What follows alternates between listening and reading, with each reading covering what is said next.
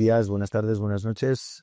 Empezamos el nuevo año con Daniel de Miguel, director adjunto de Interporc, la interprofesional del cerdo española y además director de Internacional. Daniel, bienvenido a tu casa.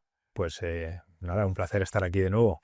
Ya era hora de que volvieras. Hacía ya un par de años que no venías a vernos. Gracias por venir en un momento tan complicado. Estamos a mediados de enero.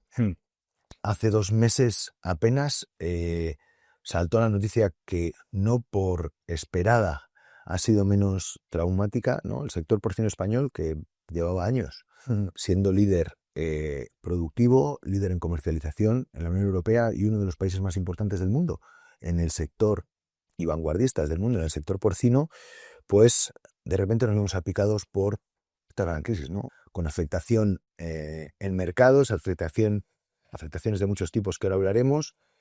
Daniel, cuando recibís esta noticia, ¿cómo os sienta? Pues no se nos olvida, ¿no? Un viernes 28 de noviembre recibimos esta notificación que fue muy temprana porque evidentemente en cuanto se conoció la noticia, pues por parte de la administración sí que hubo una ágil respuesta y fuimos los primeros en conocer la noticia y fue una mañana en la que desde Interporc y yo creo que también en muy buena coordinación con el resto de las asociaciones que conforman la interprofesional, dimos respuesta a los medios. Ese fue el primer paso, dar respuesta a los medios ante esa sensación primera de alarmismo que yo creo que se supo contener y posicionar el mensaje de tranquilidad de esto es un foco contenido en fauna salvaje, esto no está afectando al cerdo doméstico y bueno, es un virus que no es transmisible al consumo humano, a la especie humana y por tanto dar ese mensaje de tranquilidad fue el primer paso. Eso fue lo que recordamos. Te acordarás bien de aquella mañana, ¿no? Sí. Te acordarás bien de aquella mañana. Hubo que cargar el teléfono varias veces. Y hoy en día ya las baterías duran. Bueno, claro, es que yo me imagino, yo estaba en México y a mí me llamó, yo me desperté a las 3 a las 4 de la mañana y el mensaje, que imagínate, en todos los foros de WhatsApp, en toda la historia, hoy, la peste porcina ha entrado en España. Hoy no es el día de que hablemos de cómo ha llegado ni de por qué ha llegado. A mí me interesa más que hablemos de cómo se está gestionando esto y de vuestro papel clave dentro de la respuesta que la industria en su conjunto, que todo la cadena de valor del sector porcino está dando. Entonces, oye, Interporc, ¿tú cómo definirías el rol de Interporc en esta situación de crisis? Sí, nosotros en Interporc, yo creo que desde el primer momento, como aglutinador de toda la cadena, representando a todos los intereses de la producción, de la industria, del transporte, pues tratamos de generar unos mensajes que fueran alineados de cara a la administración, tratar de conseguir la información de primera mano y en tiempo real para esa información rápidamente transmitirla y que esa información no se tergiversara, porque en un momento de crisis lo fundamental es que todos manejemos la información disponible con máximo rigor y siempre de fuentes oficiales. Entonces, recuerdo que cuando se hablaba de positivos y tal, siempre hay que salir con ese mismo mensaje, con ese mismo número, porque en el momento que un medio detecte que hay un cambio de criterio o hay una información que no es del todo paralela, consistente, pues se generan las dudas de cara al consumidor. Claro, entonces vuestro primer trabajo, recibís la noticia, recibís las noticias, rastreáis fuentes de datos, evidentemente la primera, el gobierno de España, ¿cierto? Y entiendo que lo de la Generalitat también. Sí, yo creo que allí hubo una rápida reacción por parte de la Generalitat de Cataluña en coordinación con el Ministerio de Agricultura y rápidamente, bueno, pues entre ambos dotaron, por ejemplo, ese servicio de militar de emergencia, UME, que fueron a la zona y dotaron de muchos efectivos para combatir y para contener el virus y ver qué estaba pasando, claro, porque al final es un virus en fauna salvaje. Claro. Sí, esto es muy importante. No por mucho repetirlo, el mensaje debe dejar de ser claro. Aquí no hay absolutamente ningún animal destinado a consumo humano que viva con ese virus. Simplemente estamos hablando ahora mismo de una serie de animales de fauna salvaje. ¿En qué número estamos ahora? Ahora mismo estamos en 64 positivos que ha detectado de forma oficial el laboratorio de Algete. Estamos a día 15, 16, ¿no? De enero. 18 me dicen que 18, pues llevo, acabo de llegar de México, vengo con un par de días de retraso. No, es normal. Vale, estamos en 62, bueno, el número sigue siendo asumible, 64, sí. 64. Bueno, y vosotros, vamos a volver otra vez a ese primer momento. Esos 64 jabalíes, es importante, están concentrados en la zona de 6 kilómetros, en ese radio de 6 kilómetros, y a partir de ahí, pues luego hay un radio de 20 kilómetros, zona de vigilancia, con una regionalización aprobada y supervisada por la Unión Europea. Claro. Hablaremos ahora de la regionalización, pero vale, cuando vosotros recibís este mensaje, veo que vuestras prioridades, o sea, recibís esta noticia, la primera historia es, vale, vamos a analizar lo que hay, vamos a transformar esto en mensajes que debemos hacer consistentes en toda la cadena, ¿es cierto?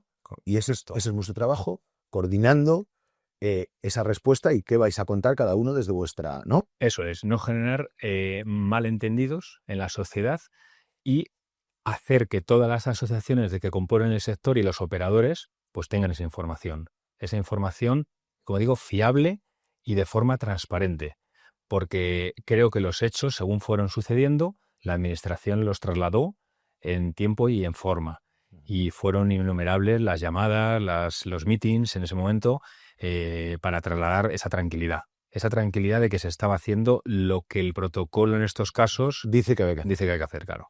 Vale. Recuerdo que en esos primeros pasos, básicamente, lo que se hizo fue hacer un cerco a la zona, ¿verdad? Eso es. Cuéntanos un poco cómo funcionó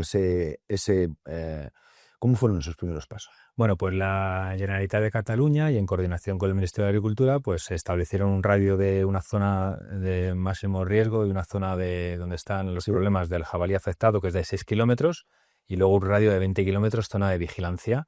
En esa zona, en ese radio de 6 kilómetros, pues se intentan hacer todo tipo de gestiones para evitar el movimiento del jabalí de esos jabalíes fuera de la zona. Entonces, bueno, pues evidentemente no se caza animales.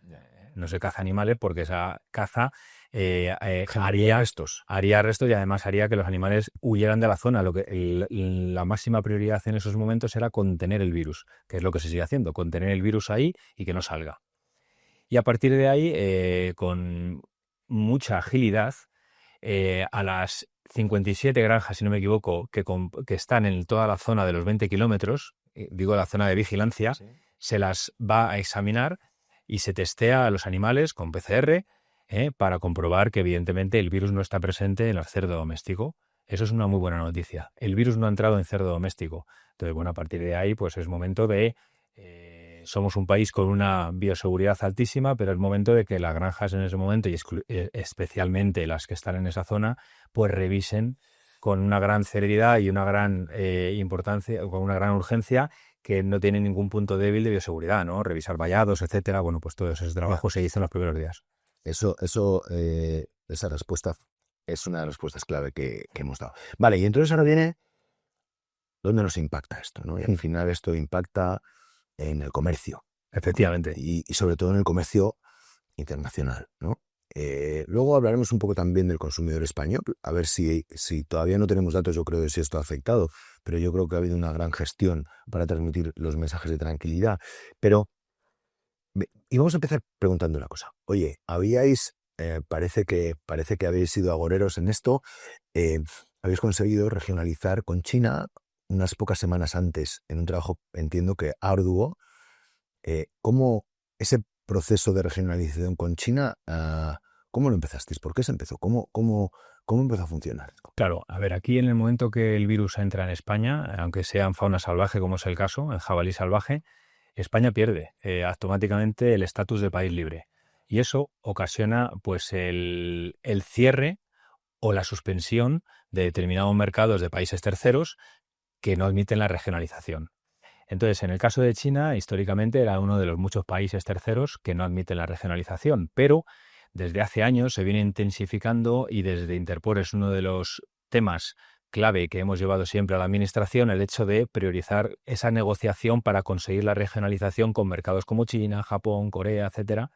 y bueno, pues es de forma muy exitosa, pues da la casualidad de que 20 días antes se suscribió en Pekín, que estuvimos allí presentes durante el momento de la firma, con esa visita del Ministerio de Asuntos Exteriores, pero trabajado por el Ministerio de Agricultura previamente y con presencia del rey, pues uno de los protocolos que se firma es la regionalización.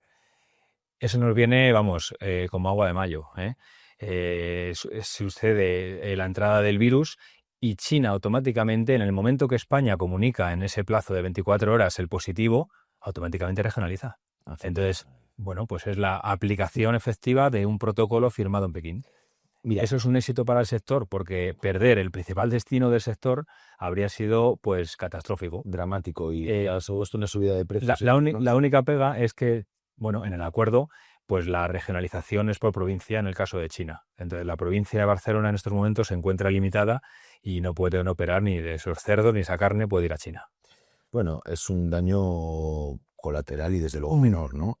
Oye, vamos a ir a un punto antes porque a nosotros también nos ve gente que a lo mejor no pertenece a nuestro sector. ¿Qué es la regionalización, Dani?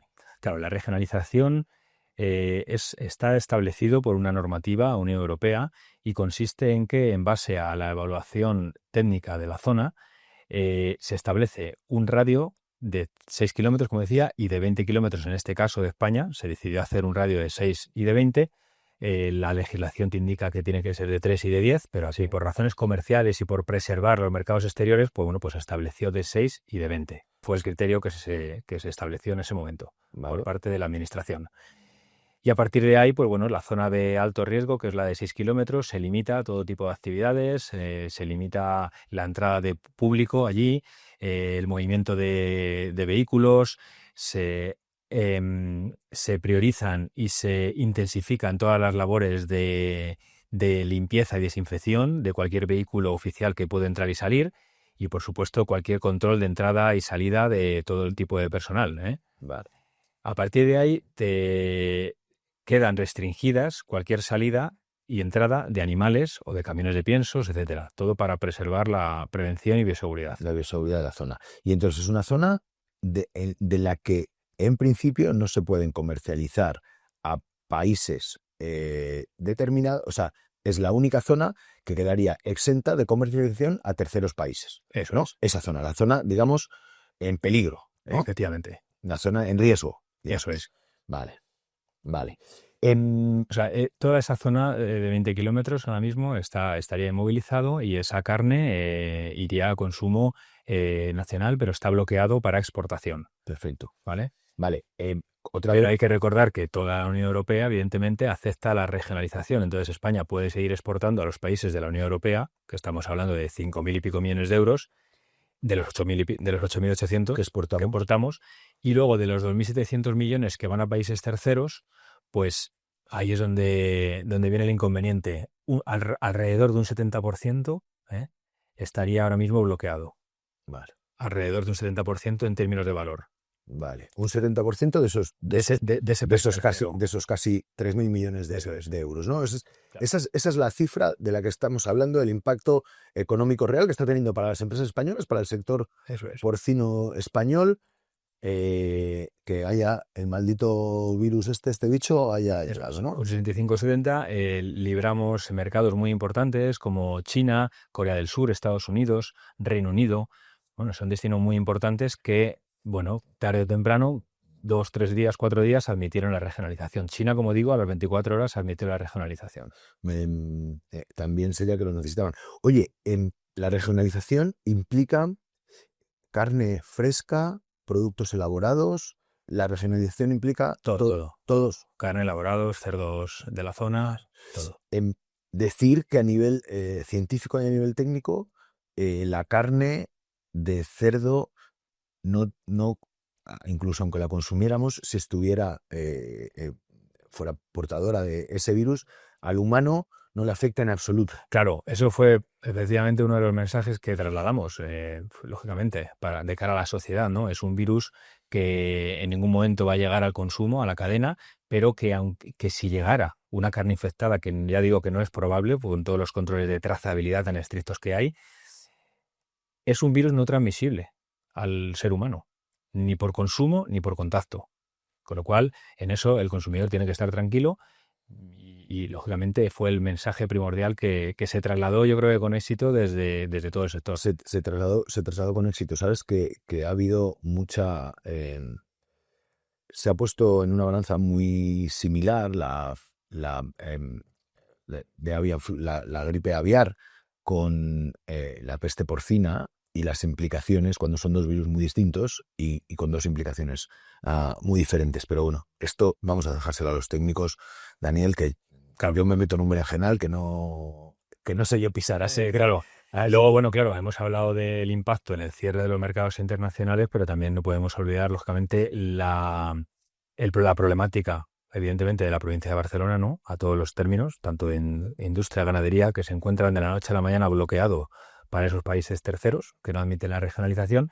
Y no se me puede olvidar, evidentemente, ya para todo lo ganadero, no solo de la zona, esa rentabilidad negativa, el impacto en el precio. Ese impacto, esa rentabilidad ahora mismo, pues ocasionada por esa fluctuación y esa incertidumbre de esta crisis sanitaria. No, el impacto en el precio ha sido dramático. En las 2 primeras semanas bajó 30 céntimos el cerdo. Sí, eso es la lonja de referencia marcaba. 30 céntimos. Imagínate todo esto, 30 céntimos el kilo.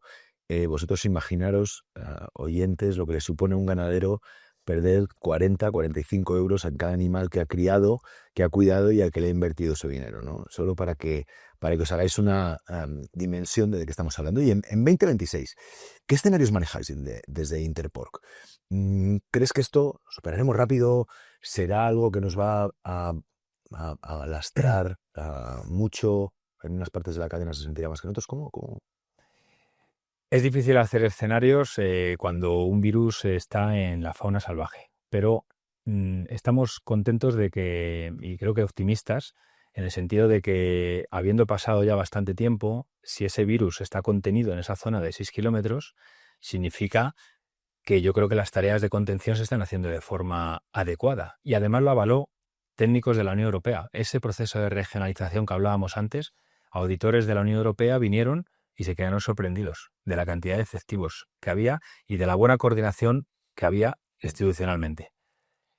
Entonces, en ese momento nos hace pensar que, llegado ya ha pasado bastante tiempo, ¿no? Desde el 28 de noviembre, el virus está ahí y creo que eso se está dando una buena sensación, un buen mensaje también a los países terceros. El trasladar que eso no afecta al cerdo doméstico, no ha entrado y se está conteniendo en la zona. Entonces, bueno, ¿el año cómo va a ser? Pues un año de alineamiento, de reforzar todas las campañas que hacemos en bioseguridad desde la interprofesional, porque, claro, esto de la bioseguridad no es ni mucho menos nuevo para nosotros. Llevamos durante muchos años desarrollando con éxito, durante muchos años, un proyecto de PIRS y bioseguridad, que lo que te hace es un diagnóstico y un checklist, un plan de mejora para que esas explotaciones puedan ver lo que hace la media y qué te puede faltar a ti. Hacemos un postres de prevención, un kit de prevención junto al Ministerio de Agricultura, una campaña en YouTube, por ejemplo, de no dar de comer a los animales salvajes, a los jabalíes, o sea que Importante. todo eso se intensificará. Y este año, si hay que hacer más jornadas de bioseguridad, de concienciación, se harán desde Interpork.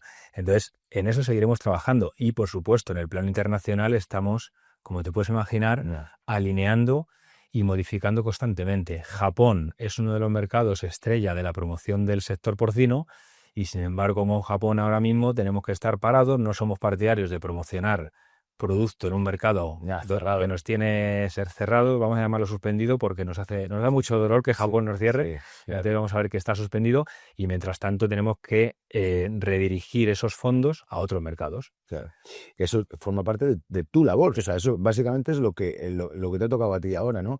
Ese cierre de mercados, porque vamos a hablar de estos mercados que son quizá los más importantes que México y Japón. Bueno, Japón y en valor seguro mucho más. Japón y México quizás son los dos. De los mercados que actualmente están así suspendidos, yo diría que, por orden así de importancia, Japón es un destino clave y prioritario. Claro. Y detrás de Japón, yo diría Filipinas, es un mercado que ha crecido mucho en los últimos años. Nos hemos posicionado algún año como principal proveedor mundial y ahora como segundo o tercero.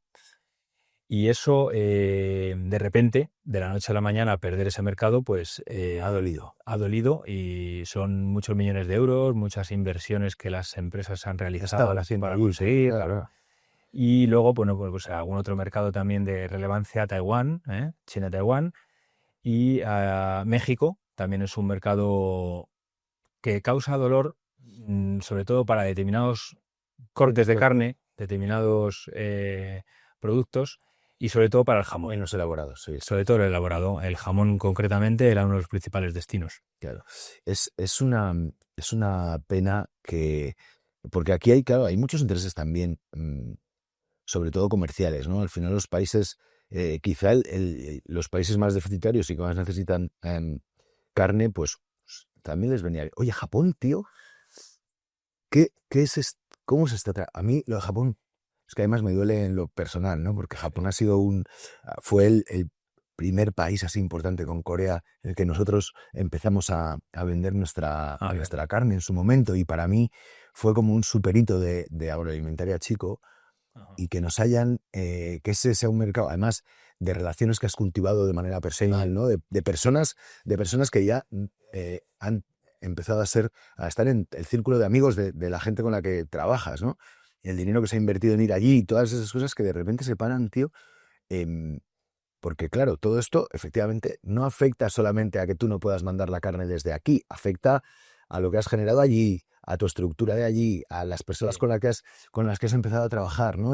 Es una cosa mucho más grande que no puedo sacar un palé. Claro, claro. Claro, al final Japón es un mercado que reconoce la calidad y tiene un suministrador de confianza con una garantía de abastecimiento y con una trazabilidad y una calidad que es España la que se lo da. Y nos ha sucedido eso, que en el mes de noviembre y diciembre, pues grandes importadores, allí se mueve por grandes corporaciones, ¿no? Grandes fabricantes, pues se han sufrido se han incluso revelado ante sus autoridades, pues para trasladar y decir, bueno, pues vamos a ver si esas negociaciones que se estaban haciendo de regionalización estaban muy avanzadas, por cierto, entre España y Japón, pero no estaban culminadas, como en el caso de China. Entonces, el hecho de que no hubieran estado culminadas nos ha pillado con el pie cambiado, Japón. Ha sido, yo creo que por un pelín, por a lo mejor un mes más o 2 meses, Japón habría tenido también regionalización. ¿Y crees que eso seremos capaces de reconducirlo, o ahora en la situación actual en la que está va a ser complicado y habrá que esperar a un siguiente momento? Sabemos que la administración nipona y española están negociando. No sabemos si eso avanzará o no. También se están haciendo esfuerzos, yo creo que con todos los países, con Filipinas, Ya. con Colombia, con Ecuador, con Costa Rica, yo creo que con todos los mercados, porque aquí hemos mencionado mercados importantes, pero al final, lógicamente, la administración tiene que trabajar para todos los continentes.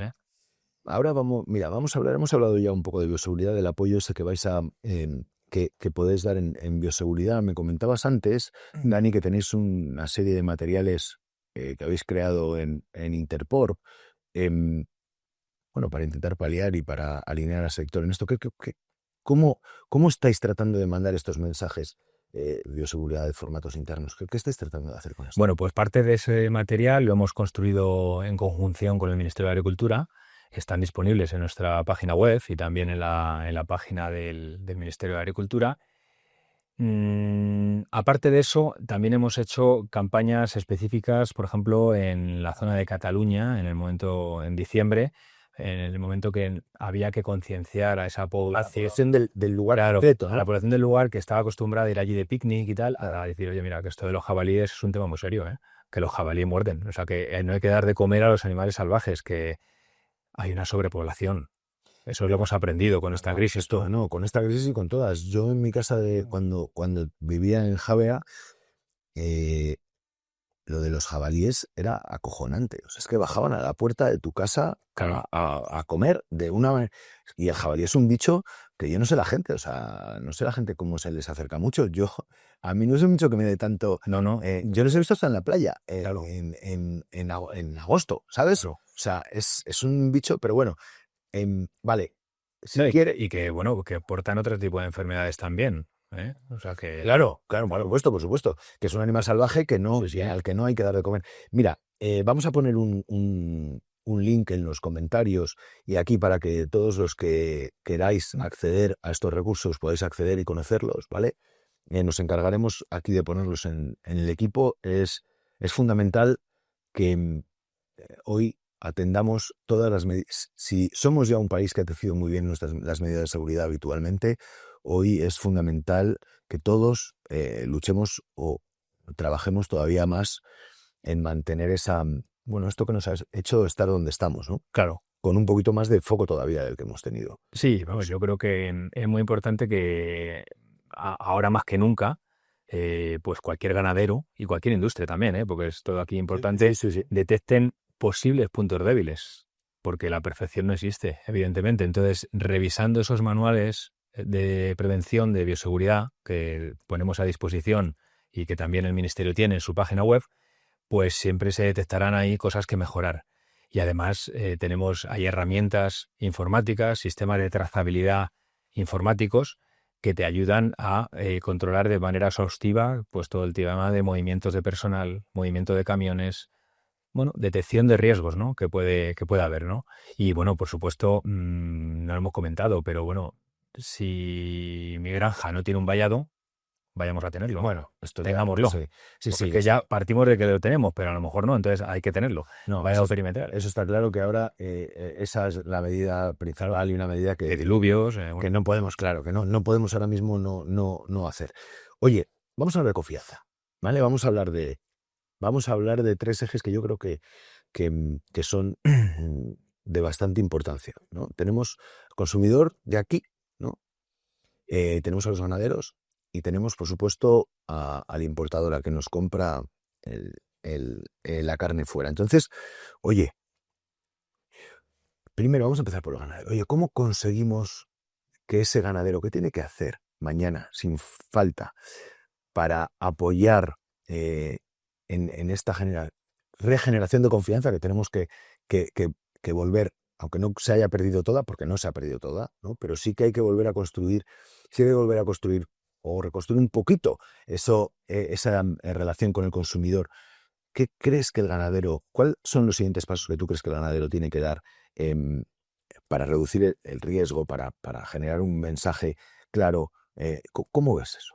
Bueno, yo creo que ahí es importante que tomen como referencia todos esos materiales de prevención de bioseguridad y sean capaces de transmitirlo a todos los trabajadores de la granja y también, ¿por qué no?, en los círculos fuera de la granja, en la vida cotidiana, hacia la sociedad, pues transmitir ese mensaje de tranquilidad, de decir, mira, nosotros hacemos las cosas bien, nosotros estamos obligados a ducharnos todas las mañanas, tenemos un vestuario, tenemos una zona exclusiva de trabajo, o sea, una ropa exclusiva de trabajo. Claro. Hay muchos sectores que no es así, ¿eh? Entonces, bueno, todo eso yo creo que hay que ponerlo en valor. Yo creo que los ganaderos tienen que estar orgullosos de su trabajo diario y tienen que saberlo transmitir en el bar, en la familia y, ¿por qué no?, cuando viajan con unos grupos poblacionales que no tienen contacto con el medio rural. En el medio rural. Estoy totalmente de acuerdo. Totalmente de acuerdo. Oye, a ver, y ahora vamos a hablar al consumidor. ¿Qué le tenemos? ¿Cuáles son los mensajes pivotales sobre los que vosotros estáis transmitiendo los mensajes al consumidor? ¿Sobre qué habéis entendido que tenemos que informarle, que tenemos que tranquilizarle, que tenemos que, no sé, que Sí, poner? pues evidentemente que es un virus, como hemos dicho, no transmisible por consumo, pero que nunca, en todo caso, va a llegar a la cadena. Nunca va a llegar a la cadena. Es un virus que está en una zona delimitada, un virus contenido en fauna salvaje, y a partir de ahí seguir reforzando todas nuestras promociones que estamos haciendo dirigidas al consumidor, a la sociedad en general, trasladando que tenemos unos productos nutritivos saludables que caben en una dieta equilibrada, evidentemente, y asequibles. Por cierto, asequibles. El cerdo hoy sigue estando igual de bueno que estaba ayer. Esto es evidente, ¿no? Incluso mejor, porque evidentemente los avances que ha habido en nutrición, en genética, incluso en manejo y en bienestar animal, que también hay que destacarlo, pues yo creo que, hombre, todo eso se puede trasladar. Ya sabes que hace años también pusimos en marcha un sello de certificación voluntaria de bienestar animal, que nos anticipamos un poco porque tiene muchos temas de bioseguridad. Y en el checklist, cosas que ven esas auditorías independientes son temas de bioseguridad. Mira, esto justo es lo que yo estaba tratando de decir. O sea, justamente llevamos siendo vanguardistas como sector Sí. muchos años. Hace muchos años que hacemos que damos más de lo que se nos pide, ¿no? Sí, de forma proactiva, Sí, sí. de manera proactiva. Sí, porque el bienestar ya tenemos la legislación más exigente del mundo en bienestar, pero aún así, sello de certificación voluntaria nacido del sector. Está así, quiero decir, y eso son medidas que vosotros habéis estado impulsando. Es una medida que el hecho de que exista una interprofesional ha ayudado a reglamentar y alinear a todos los actores de la cadena para que todos entendamos la necesidad que había de esto, de ser, si queremos ser líderes, si queremos poder ir a cualquier sitio. Sí, es fundamental lo que tú has dicho, esa voz única, esa unidad sector de forma coordinada, evidentemente. O sea, Interpor no es un ente de por sí, es un ente que lo constituyen asociaciones de la rama de la producción, de la rama de la industria, con unos órganos de gobierno, evidentemente, donde se alinean mensajes y todos vamos a una. Y de eso se trata, de trasladar ese mensaje, esa unidad a las instituciones, cada uno teniendo su papel y ocupando el lugar que tiene y que corresponde. Y a partir de ahí, yo creo que eso se traduce en confianza tanto al consumidor nacional como internacional. Vale.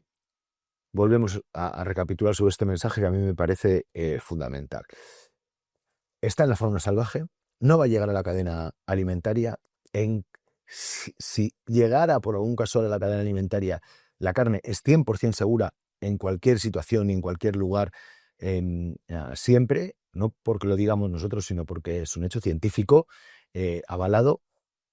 Podemos seguir consumiendo lo que consumíamos sabiendo que seguimos consumiendo el producto del país más puntero del mundo, porque somos el más puntero de Europa y dentro de Europa, aunque no seamos los más grandes, sí somos los que más, los que hemos adquirido las medidas más punteras de esto, como he dicho ya 2 veces, y entonces el consumidor puede ser tranquilo. Y vamos ahora al consumidor internacional. Oye, ¿tú qué le dirías al consumidor internacional hoy para que siga consumiendo la carne de cerdo española? Sí, pues le diría que en la última década se ha conseguido avanzar tanto en el modelo de producción europeo y en concreto el español, y en la parte de la industrialización abarcando y conquistando mercados internacionales, que se ha conseguido posicionar un producto de una altísima calidad, garantizando todas esas buenas prácticas en materia de bienestar y de medio ambiente y sobre todo de trazabilidad, que esto es muy importante con los tiempos que hoy en día corren, ¿no? de crisis de sanidad animal en todo el mundo. Y a partir de ahí, España se ha convertido en segundo exportador mundial y además España, las exportaciones de España representan casi el 24% de las exportaciones mundiales. Estamos hablando de una cuarta parte de las exportaciones mundiales proceden de España, con lo cual tenemos la vocación exportadora, tenemos el deseo y la voluntad firme de seguir alimentando al mundo, y yo creo que eso, basado en esos principios éticos de sostenibilidad, de bienestar y de unidad sector, se tienen que seguir consiguiendo una vez que superemos esta crisis de sanidad animal, que evidentemente pasa por recuperar el estatus de país libre o de renegociar con esos destinos que no admiten la regionalización, ¿no? Porque, oye, ese estatus de país libre no va a ser inminente. Requiere... Desgraciadamente, la normativa te dice que tiene que pasar un año desde el último foco detectado y confirmado. Desde el último animal confirmado, ¿eso es? Es decir, si mañana o pasado mañana sucede otro caso en jabalí, pues el año vuelve a contar, volvemos a poner se reinicia el cronómetro, sí. El reloj a cero. Lamentablemente es así. Bueno, pues ya sabemos que aquí tenemos un horizonte que desgraciadamente desde luego no va a ser de un año, pero bueno, veremos si lo podemos hacer lo más pequeño posible. Pero yo creo que sí que es muy relevante todo esto que has dicho, ¿no, Dani? Porque al final hoy, mira, yo voy por países de Latinoamérica y hoy hay países en los que todavía en la etiqueta de la carne aparece la palabra inocuidad. Ajá. ¿Vale? O sea, es decir, nuestra seguridad alimentaria.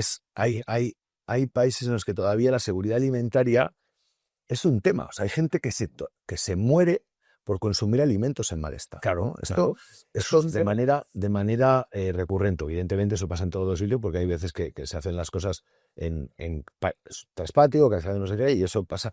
Pero aquí en España hemos conseguido minimizar eso a unos niveles y eso no se le da la importancia suficiente, ¿no? se da por hecho. Se da absolutamente por hecho que la comida...